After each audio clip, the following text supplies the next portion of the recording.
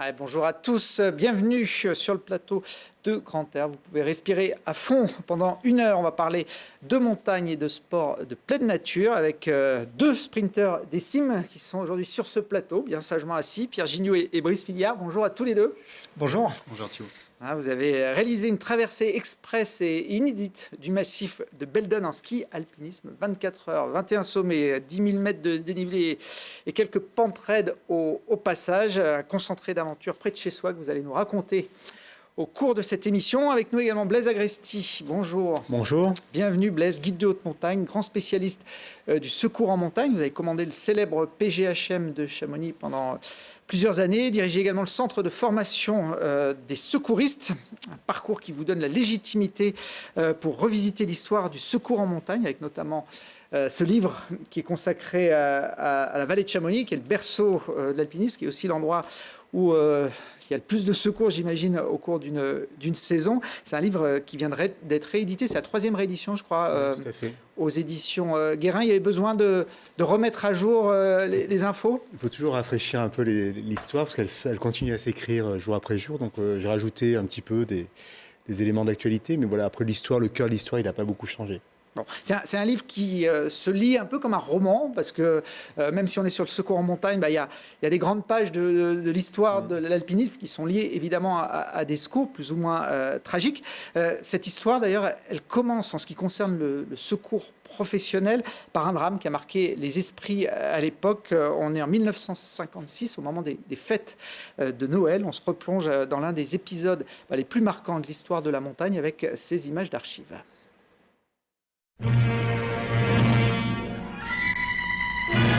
Pendant de longs jours, des regards angoissés sont restés fixés sur les pentes du Mont Blanc. Le 27 décembre, Chamonix avait été alerté. 2 alpinistes, Vincent Don et Henri, se trouvaient en péril. Une tempête de neige noyait la montagne. Enfin, on les avait découverts à la jumelle, vivants. Depuis 4 jours et 4 nuits, ils résistaient à la neige et au froid. À la première éclaircie, les hélicoptères partirent.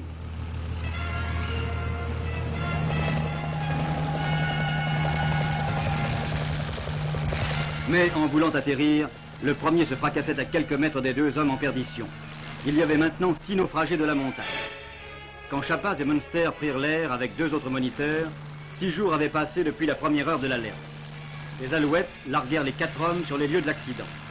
Ils devaient, après avoir installé dans la carlingue de l'appareil brisé les 2 alpinistes dont les mains et les jambes étaient gelées, ramener le commandant Santini et l'adjudant Blanc jusqu'au refuge Vallot. Voilà pour cet petit extrait des actualités de l'époque.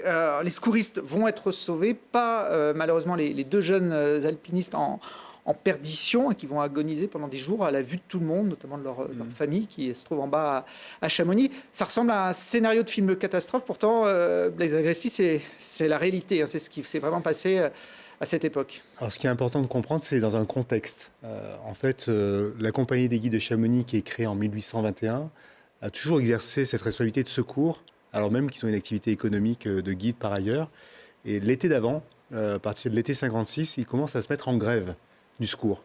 Et ils publient un communiqué de presse dès l'été vers le sous-préfet de Bonneville en disant « Nous, on n'est plus capable d'assurer le secours ». Donc il y avait eu des signes précurseurs de cette incapacité à assumer à la fois l'activité économique du métier de guide et le secours. Malgré tout ça, on arrive à l'hiver, les 2 alpinistes se retrouvent là-haut bloqués. Et effectivement, les guides disent on n'y va pas. Et c'est pour ça que c'est l'armée qui se retrouve avec cette responsabilité d'engager des hélicoptères qui n'ont jamais servi en haute altitude, ce fameux Sikorsky qui se crache. Et ensuite, on est sur une succession effectivement du scénario catastrophe qu'on ne souhaite pas, mais qui arrive parfois, où l'hélicoptère se crache. On doit d'abord sauver l'équipage, le pilote et le mécanicien. Et en fait, on sacrifie un peu Vincent Don et Henri sur l'autel de la sécurité des opérations, parce que finalement, on ne va même pas aller les chercher. La fin de l'histoire, elle est terrible parce que au moment où les 2 secouristes, dont Honoré Bonnet, qui est un des 2 secouristes qui a été ce patron des équipes de France de ski de l'époque Killy, Coachel, etc., Honoré Bonnet fait cette promesse d'aller de nouveau les chercher après avoir remonté le pilote et le mécanicien au refuge Vallot. Et cette promesse, elle n'aura jamais été honorée. Alors sans jeu de mots, mauvais goût. Et en fait, c'est une histoire qui va aussi fracturer des amitiés. entre Chapaz et Bonnet. C'est une histoire qui va fracturer aussi la confiance entre les guides, l'armée et même la communauté des alpinistes et l'opinion publique. Donc en fait, c'est une histoire qui a une dimension un peu universelle sur qu'est-ce qu'on est capable de mettre en œuvre pour sauver 2 jeunes de 20 à 21 ans. Et c'est ça qui est en jeu dans cette histoire-là. C'est au-delà de la narration un petit peu incroyable de cette histoire. C'est est-ce qu'une société de prospérité, comme celle des années 50, où on est dans les 30 glorieuses, on fait des stations de ski partout, on n'arrive pas à aller chercher 2 jeunes qui sont posés là, au milieu de la montagne. C'est ça la question qui se pose derrière l'affaire Vincent Henry, qui est une histoire finalement qui traverse les âges depuis 1957. C'est une affaire qui avait été très médiatisée à l'époque. Il y a une photo marquante que vous republiez dans le livre. On va la voir, ces 2 naufragés vivants qui ont été approchés par les secouristes, mais pas suffisamment pour être sauvés. Ça, j'imagine que ça a dû perturber les secouristes de l'époque, d'être si près de sauver des vies et puis d'être obligés de les laisser partir. Non, mais ce qui est incroyable, c'est que dans une opération de sauvetage où on a un crash d'hélico, il y a quand même une photo qui est prise à chaud. C'est-à-dire qu'au moment où l'hélico se crash, Honoré Bonnet, qui avait reçu un appareil photo d'un journaliste de Paris Match, pour ne pas le citer, prend cette photo avec le visage de ces 2 alpinistes qui sont au 11e jour de leur survie. Il est dit 6e jour dans le reportage, mais c'est 11e jour quand on compte depuis le début de l'ascension.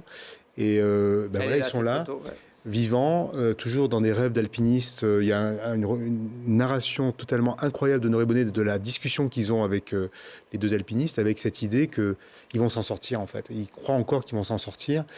Donc il y a beaucoup d'émotions dans cette photo. Moi je l'avais dans mon bureau, elle est dans le bureau du patron du PGHM, comme une espèce de rappel de notre obligation morale de s'engager pour tenter ce qu'on peut faire au maximum de ce qu'on peut pour sauver des gens. Ouais, vous racontez une conversation un peu surréaliste entre Honoré Bonnet, le secouriste, et puis les victimes. Ils discutent comme si presque de rien n'était à ce moment-là. C'est des passionnés de montagne qui continuent à rêver de montagne. Enfin, c'est un truc quand même de dingue. Hein. Ils continuent à se projeter sur des ascensions futures, heureux de rencontrer Honoré Bonnet, qui est au GHM, qui est un peu le club des alpinistes de haut niveau. Et ils ne sont pas là en train de se dire comment on va s'en sortir. Ils se disent quelle sera la prochaine ascension, alors qu'ils sont dans l'antichambre de la mort. Moi, ça me fait chaque fois un peu des frissons de penser à cette pensée qu'ils avaient au moment où ils rentraient dans la mort. Ils étaient toujours à rêver à une autre ascension. Donc il y a une espèce de passion fulgurante qui dépasse finalement notre mortalité. Donc c'est incroyable cette histoire.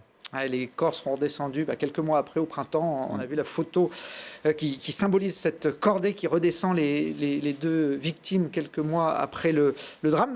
Fallait-il risquer la vie d'hommes pour sauver 2 morts-vivants, on va dire? Quelle est la position du patron du PGHM? L'ancien patron. L'ancien patron. Mais ce qui est amusant, c'est que... Si vous aviez été en poste à l'époque, en 1956. On ne peut jamais réécrire l'histoire, donc il ne faut surtout pas jouer ce jeu-là, dire qu'est-ce que j'aurais fait à leur place, ça certainement pas. En revanche, on a eu la chance en décembre, là, il y a quelques semaines, de revisiter avec le PGHM actuel, l'équipe actuelle, un secours qui s'est passé en 2020 au sommet du Mont Blanc, où il y avait 2 Anglais qui étaient bloqués, qui avaient fait l'intégrale de Petré, qui étaient bloqués sur le sommet à la sortie de l'arrêt du brouillard.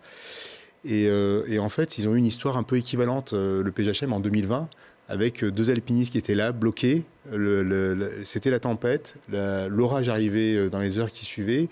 Ils ne pouvaient pas se faire poser là-haut, donc ils devaient se faire poser au grand plateau, quasiment un peu au-dessus, Dôme du Goûter. Et ils sont partis dans cette opération en pensant qu'ils ne pourraient en sauver qu'un. Ils ont bâti un scénario d'intervention en disant on va en sauver qu'un. Et toute la stratégie d'intervention était fondée là-dessus. Et puis quand ils se sont retrouvés face à ces 2 alpinistes, donc là il fallait choisir. Il y en a un qui allait assez mal. Donc, et quelque part, ils étaient presque à lui dire au revoir et à lui dire on reviendra peut-être te chercher en sachant qu'il ne reviendrait jamais le chercher vivant. Et il y a eu ce regard, et ça c'est le secouriste qui en parle, hein. Moi j'en parle très mal, mais il y a ce regard qui fait que c'est impossible en fait. Donc ils se sont retrouvés à le porter. Donc ils n'ont pas respecté l'engagement de départ qui était d'en sacrifier un. Et ils sont mis en situation de sur-risque majeur, mais ils l'ont quand même sauvé, on va dire, in extremis, encore une fois. Mais on est dans cette espèce d'interespace du secours en montagne où entre ce qu'on décide en tant qu'organisation rationnelle, avec une analyse des risques, avec Puis quand on est face à l'humain. À une main au fond d'une crevasse, il se joue tout autre chose en fait. En tout cas, cette affaire, Vincent Henry, il y aura un avant et après pour le secours en montagne. Le PGHM est né de ce drame, en fait. En fait, là aussi, on l'oublie parce qu'on ne sait pas les choses. Mais en tout cas, à ce moment-là, plus personne ne voulait faire le secours en montagne. C'est ça la réalité. C'est que printemps 1957, tout le monde dit, nous, on n'en veut pas. L'armée dit, nous, on crache des hélicoptères, on n'en veut pas. Les guides disent, nous, on n'en veut plus. Donc personne ne veut faire le secours. Donc pourquoi on se tourne vers l'État, CRS et gendarmes, parce que les deux organisations sont mobilisées à ce moment-là, c'est que c'est la patate chaude. Et ça, on l'oublie aujourd'hui, parce que c'est une mission qui est noble, qui est médiatisée. Tout le monde croit qu'on est des super-héros de la montagne, donc tout le monde veut devenir gendarme ou CRS ou pompier. Mais à l'époque, personne ne veut faire ce travail-là, parce que c'est un métier qui est dangereux, qui est dans l'ombre. La médiatisation, elle vient que dans les années 80-90. À l'époque, il y avait peu de reportages sur le sauvetage. Là, aujourd'hui, on a changé la posture par rapport à ça. Donc, c'est pour ça que ces unités sont créées juste en palliatif, en soins palliatifs d'une organisation qui était dysfonctionnelle. Bon, il aura fallu quand même quelques années pour que ça se mette en place. Vous racontez notamment l'épisode des Drus en 1966 où il y a une concurrence pratiquement avec 3 équipes qui vont essayer d'aller sauver les mêmes victimes. Ça paraît complètement impossible aujourd'hui avec l'organisation qui est en place. Mais à l'époque, voilà, c'était encore dans un jeu de rivalité. De Far West, en fait, entre les années fin des années 50, début des années 60, jusqu'à l'affaire de Maison. En fait, c'est l'affaire de Maison qui va, on va dire, sédimenter complètement l'organisation. Mais il y a une bonne décennie où c'est le Far West. En fait, il y a encore de la concurrence, c'est pas régulé. Selon la médiatisation, il y a des gens qui veulent être en première ligne. Bon, René de Maison, Audru, Gary Heming, et puis les guides de l'ENSA et de l'école qui forment les guides, etc. Donc il y a une espèce de rivalité. Mais en fait, voilà, ça fait partie de la grande histoire, parce que tout ça, c'est amplifié par Paris Match qui en fait des unes. On a plein de unes de ces époques-là, années 60-70, où l'alpinisme, le secours est à la une de l'actualité. De l'actualité nationale. René de Maison, qui était une des grandes figures de l'époque, qui sera même exclu, je crois, de la compagnie des guides, justement pour avoir voulu monter un secours parallèle. J'ai relevé une citation. Partout ailleurs, on sauve des alpinistes. On vous félicite. À Chamonix, on vous chasse. Oui, ben voilà. Alors tout ça, ça fait partie du spectacle de l'époque. Effectivement, René de Maison participe juste pour la gloire au secours aux Drus, parce qu'il n'est pas parfaitement utile. Gary Heming, Guillot, il y a une super équipe avec des grimpeurs extraordinaires, donc ils auraient pu faire 100 de Maison, mais de Maison veut en être. Et effectivement, il va se faire virer de la compagnie au retour, à la redescente du sauvetage, parce qu'il est allé en quête de notoriété. Mais voilà, mais de toute façon, il faut quand même aussi regarder avec objectivité ce qui se passe aujourd'hui dans les vallées de montagne. Même en 2022, on se retrouve avec des conflits encore de vallées sur qui a le droit de faire ceci, qui a le droit de faire cela. Enfin, on est encore un peu à cloche-merle, quoi. On a du mal à avoir une vision apaisée des activités de montagne. Je ne vais pas parler du Mont Blanc plus que ça, mais en tout cas, c'est comme ça que ça se passe.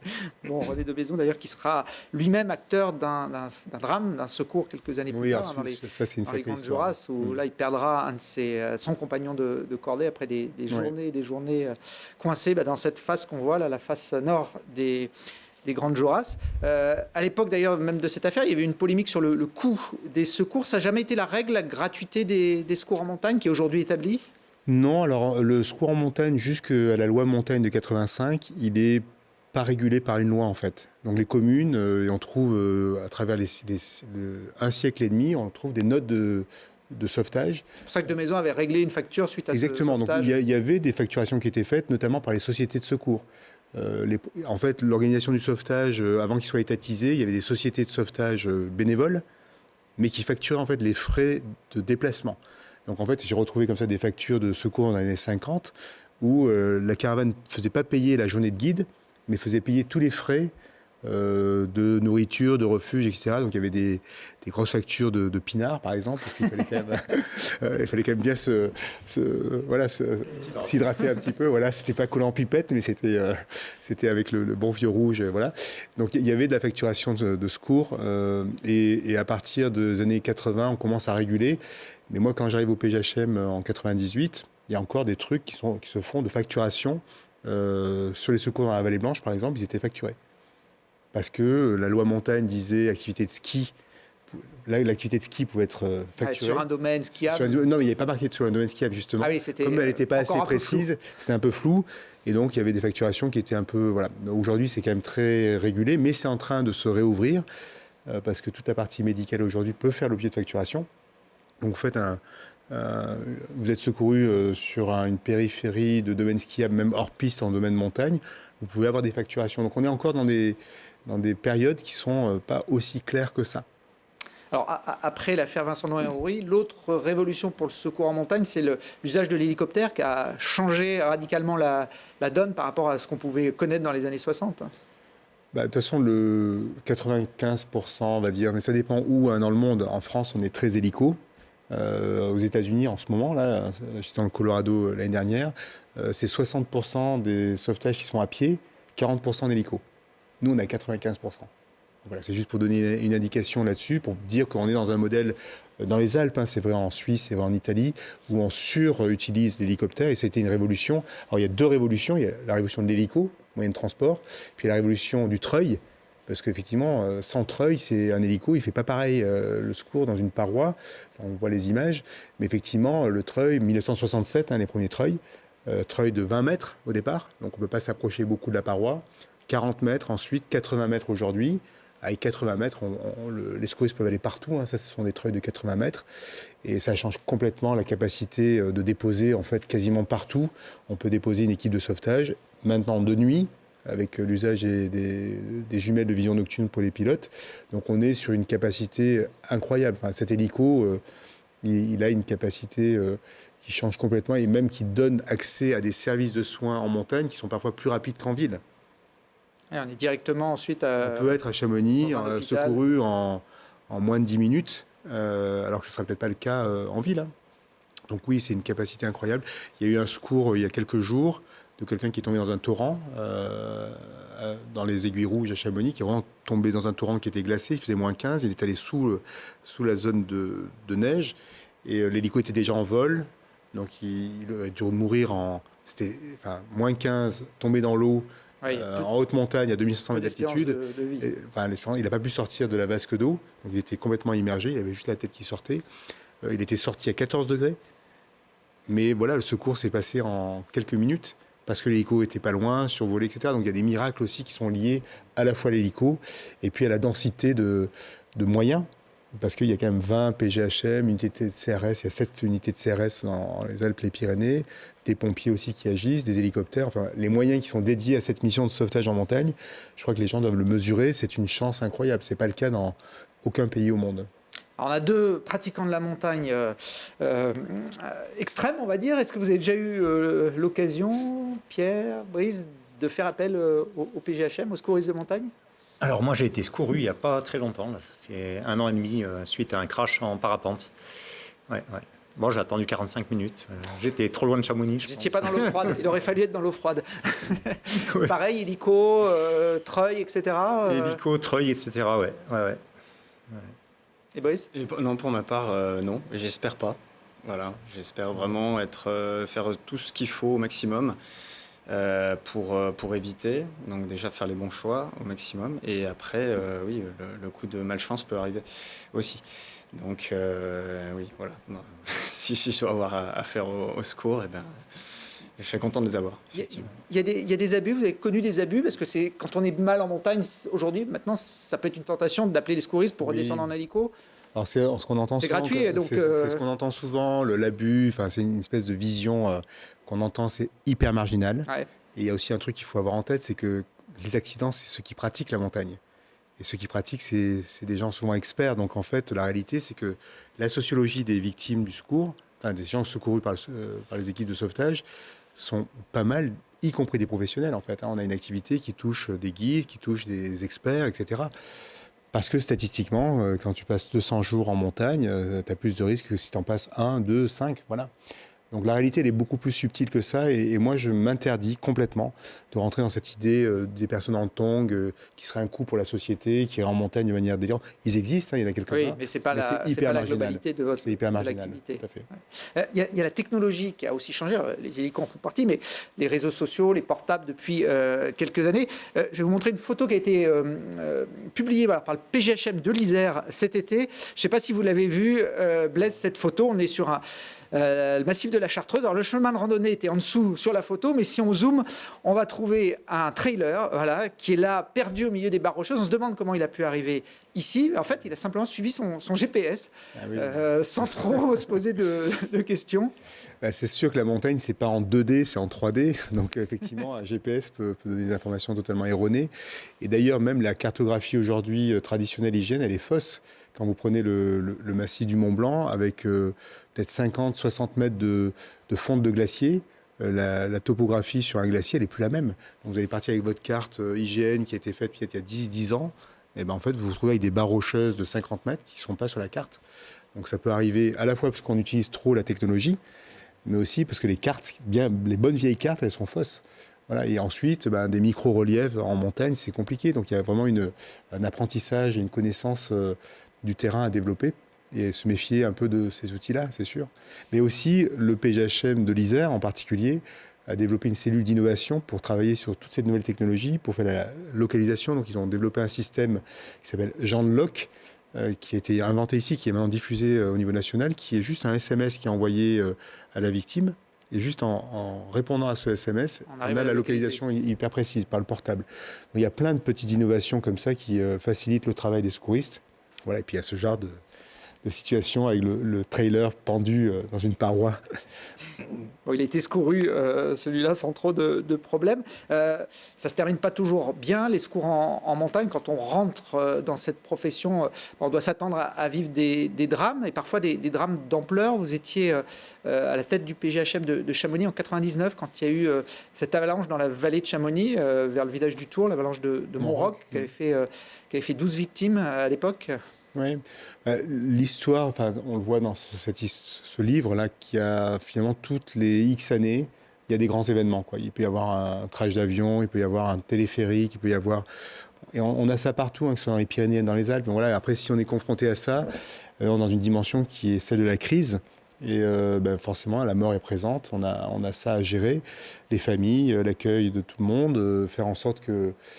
Aussi la mémoire, moi je dirais sur Montroc, moi ce que j'en retire X années après, parce qu'on est presque 24 ans après, à quelques jours près, c'est comment finalement cette perception-là, donc un drame terrible avec un village rasé, 20 chalets détruits, comment on fait vivre la mémoire des lieux, des risques, etc. Parce qu'on a une tendance assez furieuse dans nos vies de montagnards à oublier des choses que les anciens...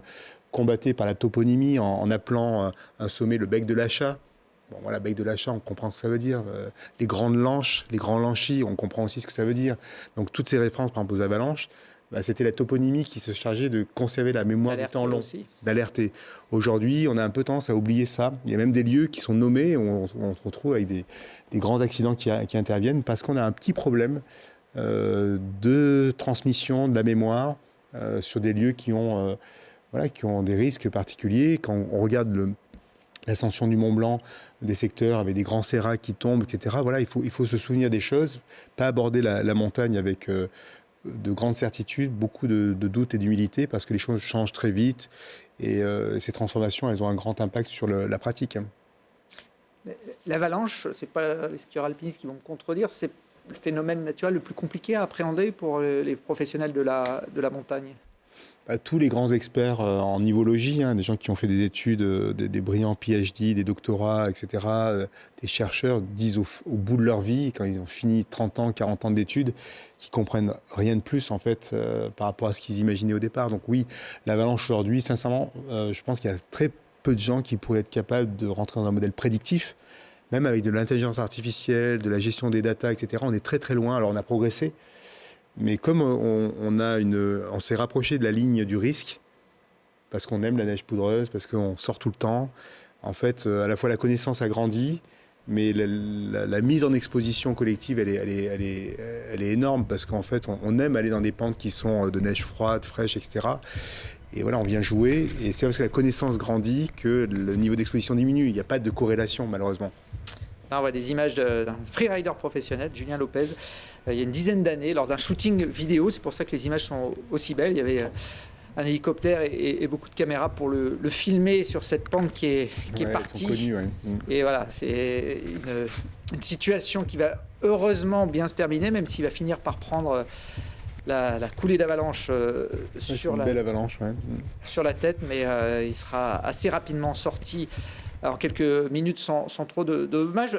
Il y a des miracles, parfois, vous racontez dans le bouquin, une avalanche où 4 heures après, sous des mètres de neige, vous ressortez une victime vivante. Mais il y en a plein des miracles. Enfin, on a tendance à toujours avoir le côté morbide du secours en montagne, mais enfin, quand on regarde sur une activité sur une année, des miracles, il y en a tout le temps. Et heureusement, d'ailleurs, il y a beaucoup de chance dans la pratique de la montagne. Et oui, des gens qui ont survécu, comme je racontais cette histoire de chute dans le ruisseau il y a quelques semaines, pour cette personne qui est experte de la montagne, les avalanches où on reste des heures dessous et on sort sans rien. Oui, il y en a plein d'histoires comme ça. Et puis il y a aussi la petite histoire bête, on ne s'attend pas, la journée est belle, on ne pense pas qu'il va se passer grand-chose, les conditions sont plutôt bonnes, et puis il y a un petit impondérable, et puis voilà, ça bascule aussi. C'est tout ça en fait. Mais je pense que tout alpiniste connaît cette part du risque de l'activité. Alors on l'enfouit, on en fait un petit tabou parfois, ou on la regarde de face. Ça, c'est chacun qui fait avec. Mais elle est consubstantielle à l'activité. Je veux dire, de ne pas imaginer, c'est ce que disait Reinhold Messner, d'abord, ce n'est pas la montagne d'ailleurs qui est dangereuse, c'est nous qui nous mettons en danger dans ce terrain-là. Et oui, l'alpinisme, c'est une activité dangereuse. Oui, bien sûr. Pierre, vous qui le pratiquez depuis de nombreuses années, vous l'avez en tête, ce risque mortel de cette pratique? Vous avez déjà frôlé la mort dans votre carrière? Alors, malheureusement, j'ai perdu des copains en montagne, dont un ami très proche qui est mort quasiment sous mes yeux. Donc, je pense qu'avec les années, on voit peut-être les choses différemment. On a une approche un petit peu naïve au début de notre carrière, si on peut dire, en montagne. Et puis, au fil des années, on entend des choses de droite, de gauche, on voit des choses, et la perception du risque évolue. Et après, du coup, le niveau d'engagement, il va être plus ou moins... Enfin, il va devenir conscient, en tout cas. Il était peut-être inconscient au départ. Et plus les années avancent, plus c'est une démarche consciente de continuer à aller en montagne, de continuer à pratiquer des activités. Moi, j'en pratique au moins 2 qui sont très risquées, qui sont le parapente et le ski de randonnée. Donc, plus les années avancent, plus j'ai d'informations qui me font dire que je me mets en danger quand je pratique. Donc, et à la fois, c'est des activités addictives. Donc voilà, je continue à engager, mais j'ai encore plus conscience et peut-être encore plus humble au fil des années par rapport au risque, quoi. Brice, vous êtes d'une autre génération, plus jeune. Est-ce que quand on a moins de vécu, on est moins conscient du risque? Quand vous partez, vous vous dites quelque part, je pourrais éventuellement ne pas revenir ou pas? Non, j'aime pas trop partir dans cette optique. Je préfère autant dire que je suis sûr et que je fais la promesse, surtout à mes proches et à ceux que j'aime, que je vais faire tout ce qu'il faut pour revenir. Et je dirais, par rapport à Pierre, je trouve qu'il y a...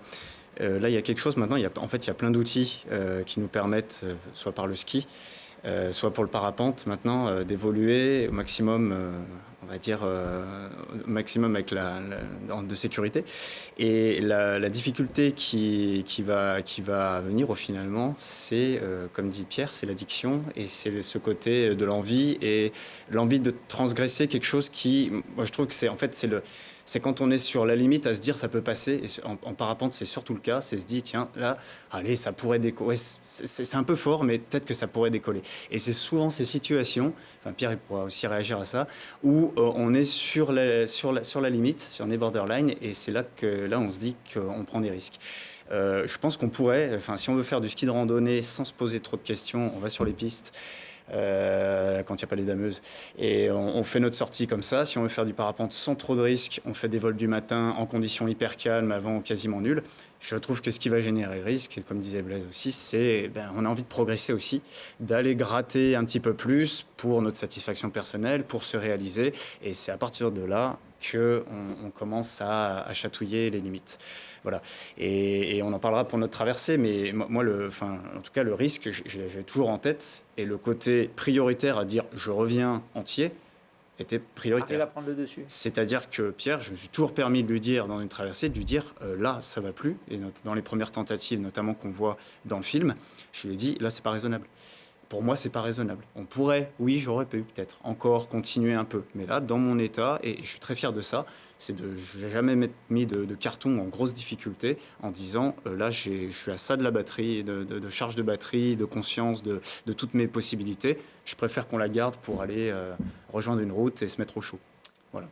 Vous évoquiez tout à l'heure, Pierre, votre accident de parapente. C'était une prise de risque un peu trop forte ou la fatalité Non, alors je vais me mettre un petit peu en désaccord avec Brice, même si par ailleurs on est très potes et on est souvent en phase sur beaucoup de choses. Mais justement, pour avoir vécu l'accident d'un copain très proche, et c'était dans la bande de copains avec qui je sortais régulièrement, c'était celui qui voulait prendre le moins de risques et qui était toujours le plus prudent, c'est-à-dire que des fois on descendait à ski, lui il mettait ses crampons, il descendait à pied, etc. Et s'il y a une personne, pour moi, qui n'allait jamais mourir en montagne, c'était bien lui. Et c'est lui qui est décédé. Du coup, la prise de risque, elle est certes liée à l'engagement, mais pas que. Il y a une partie impondérable, il y a une partie qu'on ne maîtrise pas. Moi, pour ma part, pour l'accident de parapente, j'étais pas spécial. C'est un endroit dans lequel j'étais déjà passé 4 ou 5 fois dans les mêmes conditions. Et donc, il y a eu un impondérable, quelque chose que je n'explique pas encore aujourd'hui, mais qui s'est passé. Et par rapport à ça, franchement, moi, je suis vraiment humble et je pense que ça peut arriver à tout le monde, quelle que soit la volonté qu'on a de ne pas faire de bêtises, ça peut nous tomber dessus, quoi. Vous consacrez d'ailleurs, Blaise, un chapitre au hasard dans les accidents de montagne. Il y a une part de fatalité qu'on ne peut pas... Je ne vais pas mettre le mot fatalité parce que ça voudrait dire qu'on l'accepte déjà. La part du hasard, oui. La part de la fatalité, non. Parce que ce que je trouve clair dans ce que tu dis, c'est qu'il y a les impondérables, c'est la part du hasard. Mais la fatalité, c'est que tu acceptes cette part du hasard. Il ne faut pas l'accepter, il faut la combattre. Mais elle existe toujours. Et en fait, elle va nous avoir un jour, peut-être. On a de la chance, on passe à travers, etc. Mais ça veut dire juste qu'on rentre dans l'activité en renonçant à l'idée de la rationalité. C'est-à-dire qu'elle est utile, attention, hein. Il faut réfléchir, utiliser les datas, s'informer, etc. Mais à un moment, on bascule dans quelque chose qui est une autre histoire, qui va aller dans le champ de l'intuition. C'est-à-dire que la rationalité, elle va nous aider à préparer, mais on rentre dans quelque chose où on va devoir combattre cette part du hasard, sachant qu'elle est là. Parce qu'on n'a pas la capacité cognitive à tout comprendre. Et si on rentre, et moi, des fois, j'entends des gens qui sont dans la rationalité, dans l'activité de montagne, en disant on a tout préparé, tout. Ben, non. On peut pas tout Tu es juste un humain. Et par nature, tu fabriques de l'erreur. Et par nature, tu rentres dans un territoire qui est très hasardeux, avec plein de risques.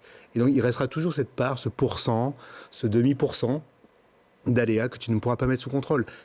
Soit tu l'acceptes, soit tu l'acceptes pas. Mais cette image que j'aime bien, c'est des cartes avec des trous. Donc, Oui. tu imagines plusieurs cartes, les unes derrière les autres. Ouais, c'est le diagramme de Reason Voilà, en sécurité aéronautique. Je ne connais pas le terme, mais ces cartes sont percées, les trous ne correspondent pas, toutes les cartes sont différentes, mais mettons la première carte, ça va être tes faiblesses, et je sais pas, à un moment, t'es inattentif, bon, c'est un trou. L'autre carte, ça va être la plaque avant, etc. Et toutes ces cartes, en principe, quand tout se passe bien, les trous ne coïncident pas, mais il peut se trouver un moment où tous les trous tombent en face. Et si tu es là, à ce moment-là, c'est la cata. C'est exactement c'est un diagramme qui a été inventé par un sociologue du risque qui s'appelle Reason et qui a servi à la sécurité aéronautique, en fait, en mettant les 7 filtres dont tu parles, hein, les facteurs humains, l'organisation, etc. Et avec chacun, tu essaies de voir les fragilités, mais comme c'est très aléatoire, très statistique, c'est impossible de dire à quel moment l'alignement va se faire, c'est impossible. Voilà. Mais c'est beau aussi d'accepter l'idée que dans nos humanités, on n'est pas dans une forme de rationalité où tout est sous contrôle, quoi. En fait, sinon, il ne faut pas aller en montagne, il ne faut pas vivre. Donc c'est assez philosophique tout ça, quand même. Et puis heureusement, il n'y a pas que des drames dans une carrière de secouriste. Il y a des histoires qui se terminent bien et même des histoires un peu incongrues. Vous racontez notamment un sauvetage d'un exhibitionniste sur la mer de glace. Oui, il y a plein de belles choses marrantes aussi. Hein. Donc voilà, c'est dans In Extremis, l'épopée du secours dans le massif du Mont Blanc.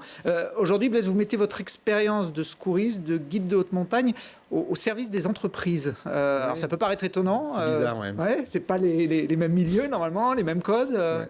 Non, mais en fait, moi, au fil des années, surtout quand j'étais en responsabilité de l'école qui formait les gendarmes de haute montagne, ma question, c'était comment on fabrique des secouristes qui sont capables d'adresser la complexité de la mission le plus efficacement possible. Donc, on est obligé de réfléchir à la modélisation mentale et comment tu les fabriques, ces gens-là. À la fois, tu les sélectionnes et voilà.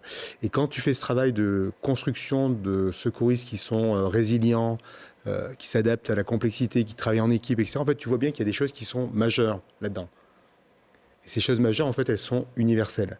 Donc moi, le travail que j'ai fait à un moment donné, c'est de dire, est-ce qu'il n'y a pas dans l'exercice du métier de guide qui chemine vers un sommet et le secouriste qui travaille en équipe pour faire un sauvetage, des essentiels qui sont applicables à toutes les organisations, qu'on soit une administration publique, une télé, une entreprise, etc. Donc c'est ce qu'on a fait au départ, en réflexion préalable, en incubation, comme on dit, du projet. Et après on a dit on lance un projet qui s'appelle Mountain Pass, qui est de dire on le fait maintenant pour les entreprises. Donc c'est que pour des comités de direction, des managers, pour essayer de leur faire émerger une vision managériale, de leadership qui soit plus pertinente par rapport à la complexité du monde dans lequel on est aujourd'hui. Et vous les emmenez sur le terrain, en montagne? Alors, le préalable, effectivement, enfin moi, le truc pour que ça marche, pour qu'ils aient d'abord l'émotion par les tripes, il faut d'abord comprendre pourquoi c'est important de faire un certain nombre d'activités où on affronte ses peurs, on comprend un peu comment on va décider en équipe, comment on va bâtir du consensus, etc. Donc en fait ça, il faut le vivre sur le terrain, il faut éprouver dans sa chair, après avoir le petit débriefing qui permet de comprendre quels étaient les points clés qui sont un peu évoqués dans ce livre. Et effectivement, à partir de là, qu'est-ce qu'on en fait? Et donc la troisième étape, c'est faire redescendre tout ça dans les pratiques managériales des organisations. Donc si on fait que du séminaire à la montagne, il ne se passe rien. Si on fait que des ateliers en salle, il ne se passe rien. Si on construit un chemin où les gens sont mobilisés par l'expérience, débriefés et approfondissent, là, on peut commencer à faire bouger les organisations. Ouais, c'est Guide en premier de cordée qui est sorti au printemps dernier aux éditions Mardaga. Ouais. Pardon. Il y a la corde qui est importante sur la couverture. Dans le titre, la corde qui est vitale en montagne, ça a un lien aussi avec le monde de l'entreprise. Moi, ce que j'ai toujours dit, c'est que par rapport à du séminaire qui viendrait dans la forêt se promener, faire du team building un peu récréatif, la corde a une valeur profonde parce que c'est un lien qu'on ne peut pas défaire déjà. Donc on est destin lié, on a le destin lié. Et aujourd'hui, notre humanité a destin lié. Si on n'est pas capable de bouger ensemble, qu'on soit un banquier, une industrie, un média, etc., si on n'arrive pas à cheminer dans une direction commune, on va avoir du mal. Donc le lien de la corde, la cordée, au sens noble et global du terme, elle est fondamentale dans la démarche. Donc oui, comprendre le destin commun, comment on chemine ensemble, c'est un peu le cœur de la réflexion. Alors vous avez aussi un chef d'entreprise en face de vous, puisque Pierre Gignoux, même s'il s'est fait connaître par ses exploits sur les skis, gère depuis une quinzaine d'années, c'est ça Pierre à peu près? Oui, c'est ça, 16 ans. 16 ans maintenant, oui. Une entreprise avec une petite équipe de salariés dont fait partie Brice, oui. C'est ça? Tout à fait. Oui. Peut-être que je participerai un jour au séminaire animé par Blaise. Avec plaisir, Pierre. Mais je crois que je ne t'attendais pas grand-chose en montagne, excuse-moi. Mais... Vous avez un autre point commun tous les deux, c'est que vous avez fait de votre passion votre activité professionnelle, parce que votre entreprise, elle reste dans le domaine du ski alpinisme. Hein. Vous développez des produits high-tech, notamment des chaussures hyper légères. Oui, c'est comme ça que ça a démarré, c'est-à-dire que d'une passion... C'est cette passion qui m'a amené à réfléchir, à développer les fameuses chaussures en fibre de carbone. Et ce qui, a priori, n'était destiné qu'à mon usage personnel, est devenu un objet qui était convoité. Et j'étais sollicité par les autres compétiteurs pour avoir les mêmes chaussures. Et oui, donc en fait, c'est le besoin qui a créé cette entreprise. Et voilà, et j'en suis... Je ne pensais pas, 15 ans après, pouvoir toujours parler de ça, j'ai créé cette entreprise sans savoir du tout où j'allais. Et puis ben voilà, ça s'inscrit dans le temps, ça perdure. On les voit, ces chaussures Gignoux, là, fabriquées dans les ateliers à Saint-Martin-du-Riage. Vous êtes resté autour de Grenoble pour ça? Oui, c'est ça. C'est un lieu où je me sens bien et j'entends y rester le plus longtemps que possible. Si l'entreprise grossit pas trop, on devrait pouvoir continuer à rester là. Les gros fabricants, au début, vous ont mis un peu des bâtons dans les roues, hein, en vous voyant arriver avec ces chaussures ultra légères. Oui, alors ils ont fait ça avec leurs moyens, c'est-à-dire la réglementation. Donc la première année, j'ai sorti des chaussures qui faisaient 650 grammes, donc qui étaient moitié plus légères que les concurrentes.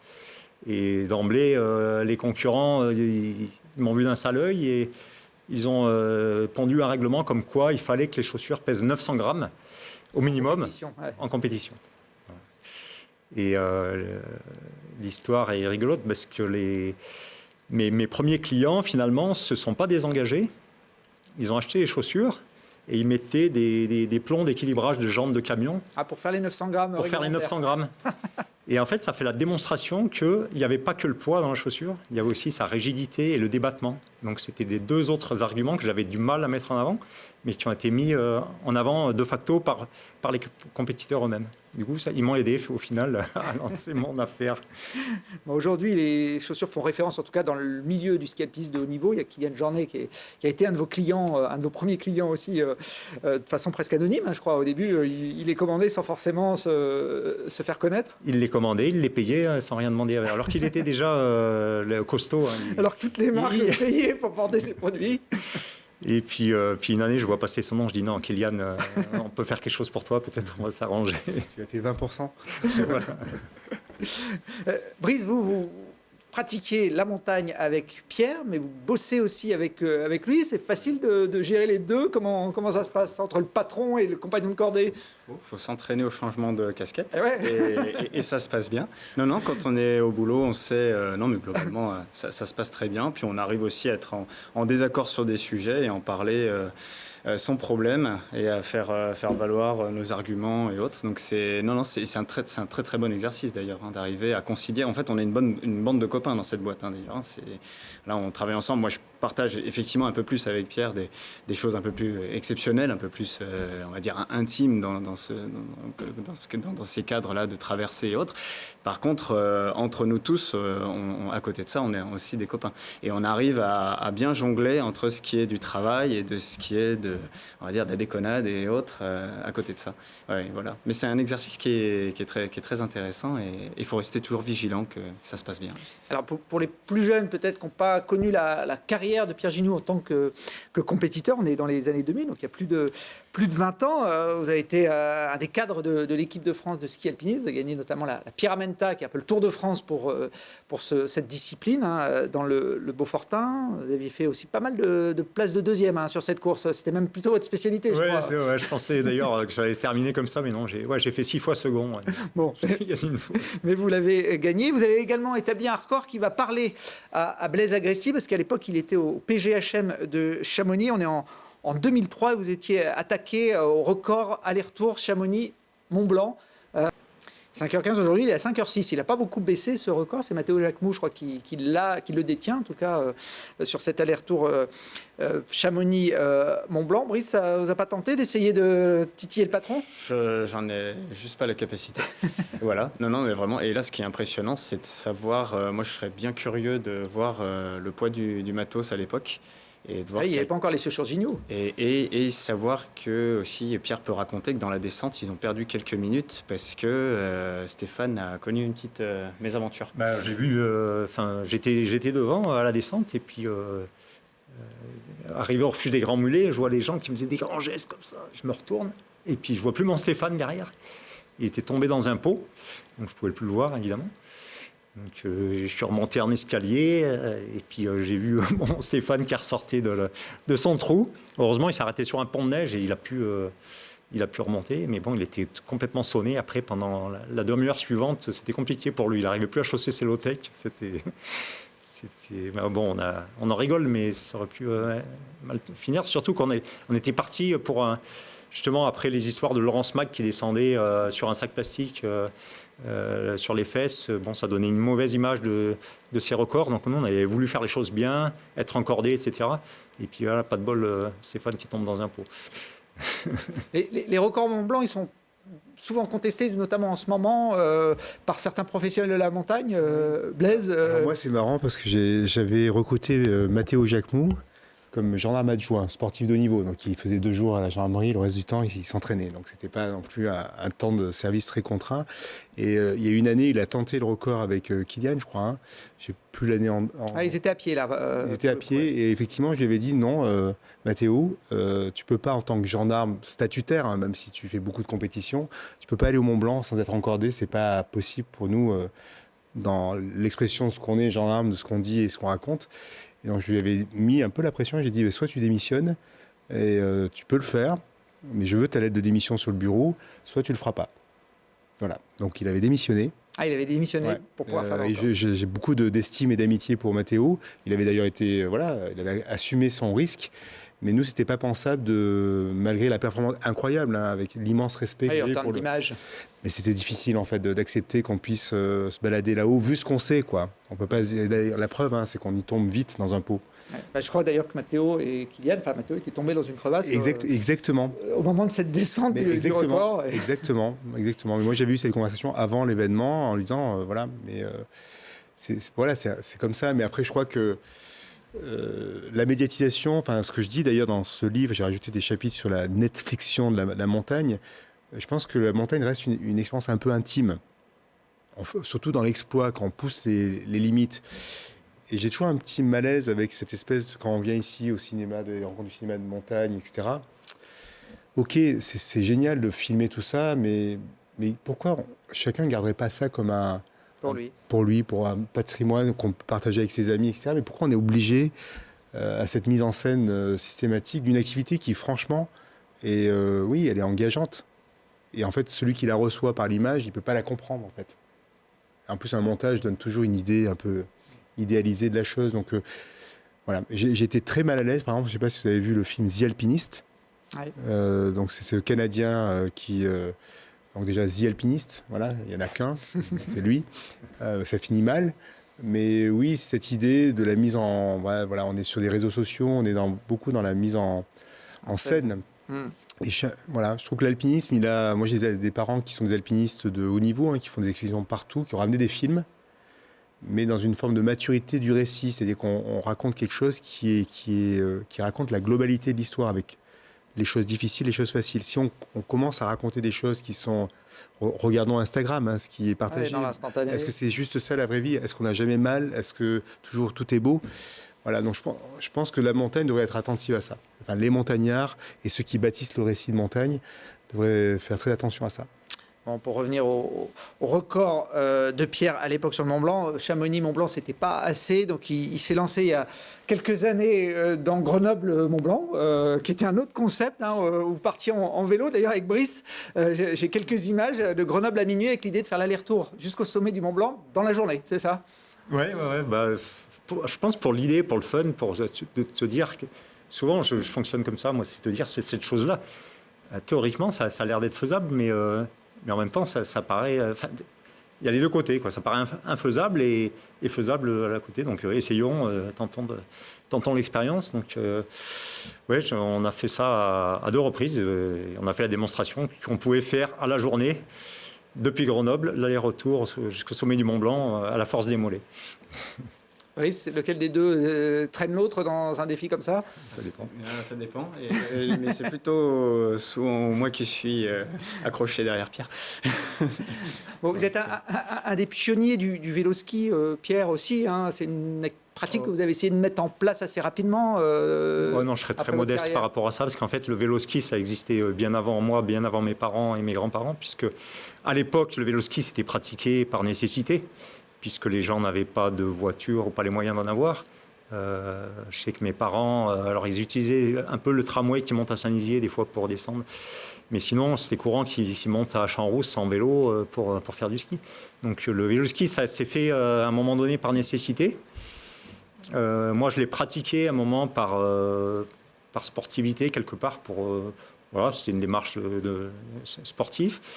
Et puis maintenant, je fais beaucoup de vélo-ski, mais parce que je me rends bien compte qu'on a un vrai problème avec les énergies fossiles, avec nos déplacements. Et du coup, j'essaye de ne plus prendre la voiture. Donc maintenant, c'est devenu à nouveau du vélo-ski par nécessité, quelque part, par nécessité de prendre soin climatique. Et puis dans le même esprit, hein, quand on monte en vélo et qu'on veut essayer de limiter son empreinte carbone, on peut redescendre par les airs. Donc vous en avez fait les frais il y a quelques temps, mais c'est aussi une pratique qui se combine bien aujourd'hui, hein, dans une nouvelle approche de la montagne. Alors là, pour le coup, c'est souvent la montée en autostop, ce qui permet de redescendre en parapente jusqu'à la maison. Parce que le vélo, je ne le ramène pas sur les épaules.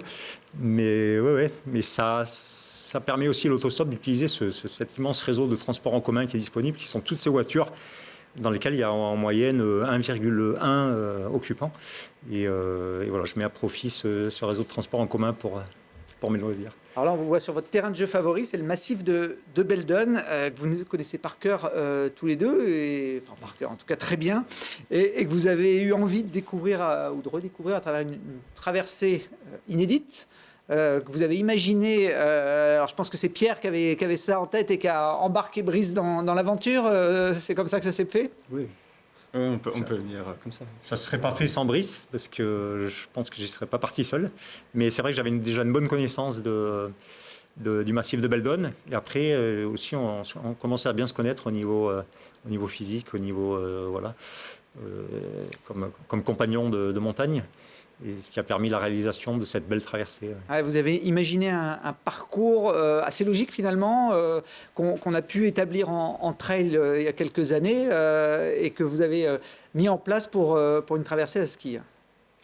C'est un peu différent quand même, je pense, du parcours. On n'emprunte quand même pas tout à fait la même ligne qu'à pied. Et nous, avec Pierre, on préfère beaucoup Beldon l'hiver que l'été. C'est un terrain très cassant l'été. Et là, l'idée, c'était vraiment de suivre comme une ligne de crête, il n'y en a pas qu'une, mais essayer de rester vraiment au plus haut. Et de passer par divers sommets, pour profiter d'une ligne logique comme il a été tracé, quoi. Ouais, voilà. Mais qui change vraiment à pied. Je pense pas que ce soit praticable ce qu'on a fait en été, surtout la descente de couloir, c'est sûr. On la voit là, cette ligne de 90 km, 10 000 mètres de dénivelé, 21 sommets. C'était aussi l'objectif d'essayer d'enchaîner le plus de sommets possible, et puis de faire ça forcément en 24 heures. C'est un peu le credo de Pierre Gignoux, 24 heures. Non, on pensait faire mieux, on pensait terminer en 20 heures ou peut-être moins. Mais bon, en fait, il fallait juste prendre le. Ce qui était important pour nous, c'était d'arriver au bout. Après, si on avait mis 30 heures, on aurait mis 30 heures. Mais le faire d'une traite, c'était l'idée. On n'avait pas pris de quoi bivouaquer. Et après, mais finalement, le chrono n'a pas beaucoup d'intérêt. Enfin, pour moi. Ça pourrait être fait, cette traversée en 4 jours, ça peut être tout aussi beau, voire plus beau. Mais c'est la ligne qui est chouette. Ouais. Et quand on fait en 24 heures ou plus, de toute façon, il faut un moment partir de nuit ou skier de nuit. Brice, notamment dans des pentes qui peuvent être raides, ça pose problème là, quand on vous voit comme ça, juste éclairé par la frontale sur des pentes où il ne faut pas tomber ? Là, comme le disait Pierre aussi, c'est que nous, on se connaît assez bien, et pour avoir partagé déjà d'autres traversées, et une autre traversée en particulier qui est relatée dans le film Ecstasy, c'est donc celle de Champs-Rousse-Lautaret. On a pris l'habitude de skier de nuit. Donc le fait déjà de bien se connaître et d'avoir pris ses habitudes, alors c'est pas tous les 4 matins qu'on va faire des couloirs raides en pleine nuit, mais par contre ça c'est vraiment une habitude qu'on a prise entre nous, et surtout ce qui est très intéressant, c'est qu'on se connaît très très bien dans ce qui nous met en difficulté ou là où on est confort, et c'était intéressant de voir, c'était très sympa de la part de Thomas Peillot de nous avoir accompagnés au début, mais je pense qu'il a été surpris c'est par le niveau de difficulté et d'exigence, la vitesse, la technique qu'on demande dès le départ, et ce qui fait qu'il a dit à un moment donné, non mais là je stop, je vais pas plus loin, c'est trop éprouvant, mais à tout point de vue, d'un point de vue physique et d'un point de vue émotionnel. Donc ça, c'est quelque chose, moi j'ai vraiment pris l'habitude, au tout début, c'était d'essayer de suivre Pierre, en fait, de ralentir le moins possible sur toutes les traversées. Donc on s'accroche, après toutes les années, j'ai essayé de progresser pour essayer d'accrocher ça, toujours en sécurité, dans une optique de ne pas faire n'importe quoi, et ça a marché. Et c'est vraiment agréable, et ça, beaucoup de compétiteurs peuvent le dire sur notamment des courses à deux, c'est quand on a un niveau similaire, c'est quelque chose de vraiment très plaisant. Quand il y a une grosse différence de niveau, il y a de la frustration des deux côtés, il y en a un qui va attendre l'autre, et l'autre qui tire la langue. Et ça, c'est moins chouette. Ouais. Là, vous étiez en phase sur cette traversée, Pierre. Oui, puis comme dit Brice, je pense que le plus important, c'est de connaître un petit peu les forces et les faiblesses au niveau mental. C'est-à-dire que dans certains terrains, par exemple, si on est sur des rochers, Brice, il va être plus à l'aise que moi, parce que c'est un rochassier. Mais il sait que c'est... Et du coup, prendre soin de l'autre par rapport à ça. Et je pense que c'est ça qui est chouette aussi quand on va en montagne, quand on est encordé, même si là il n'y a pas la corde, c'est de prendre cette bienveillance vis-à-vis de l'autre. 10 000 mètres de dénivelé en une journée, il faut une préparation quand même de haut niveau pour digérer ça. À vrai dire, c'est, je crois, après Pierre il en parlera, c'est beaucoup d'intuition. Moi, j'ai jamais été très bon pour suivre un programme d'entraînement. Et je crois que c'est une saison en particulier où on avait fait beaucoup de marché-vol en parapente. Donc on a économisé les genoux en descente. Par contre, on avait bouffé du dénivelé comme c'est pas permis dans la période d'automne. Et on est arrivé, je pense, dans la saison d'hiver où c'était un vrai plaisir. Et c'est aux sensations, en fait, on le sent quand c'est le bon moment et qu'on lâche un petit peu. Au moment du créneau des traversées, dans cette période-là, fin mars à fin avril à peu près, dans ce créneau-là, on commence à calmer le jeu, à faire des sorties moins grosses, et puis on attend le créneau le plus favorable. Et à ce moment-là, on s'exprime. Vous êtes à plus de 100 000 mètres de dénivelé par an, Pierre, donc finalement 10 000 de plus ou de moins, ça ne change pas grand-chose.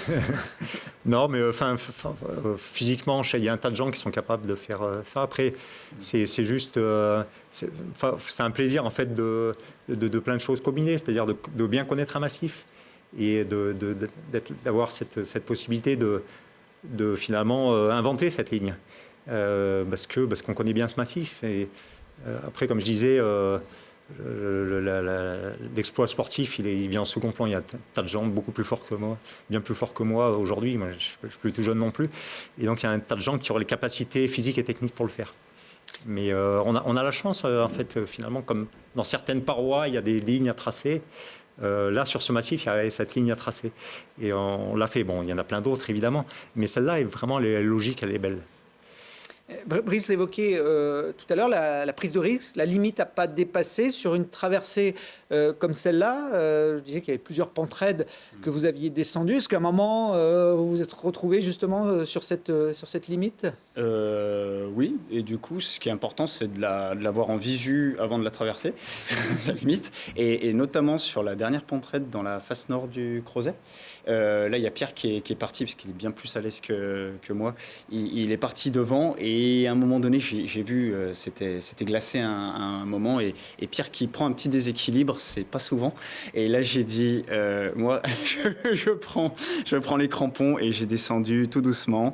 On a pris le temps qu'il fallait, mais j'ai descendu les 50-100 mètres qui étaient critiques. Surtout qu'on on était tout content de dire à la montre, quand même, Pierre qui me dit, la première fois qu'on a fait 9000, on était à 9000 mètres de dénivelé, et on a dit, voilà, on va assurer le coup, c'est la dernière pente raide, on va pas faire de bêtises. Voilà. Donc oui, pour répondre à ta question, c'est d'être vigilant à ça et de se dire, je mets peut-être encore plus de marge. Je commence à plus être tout à fait lucide, plus avoir toutes mes capacités. Je prends le temps de bien faire les choses. Voilà, ça c'était le plus important pour la réussite. Alors, on a vu quelques images de cette traversée, mais on peut la retrouver en film, puisqu'il y a un film Ecstasy qui a été présenté au Rencontre Ciné-Montagne cette année, qui est en ligne d'ailleurs sur votre site internet, Pierre. Alors, non, pas encore. Il y a le teaser. Ah, c'est juste le teaser. C'est prévu. D'accord. Ouais, pour dans pas longtemps. Ouais. Bon, Ecstasy, c'est un rapport avec l'addiction dont vous parliez pour la montagne ? Bah ouais, il y a le côté un petit peu parce que bon, quand on fait un effort, on sécrète des endorphines, donc on est un petit peu drogué.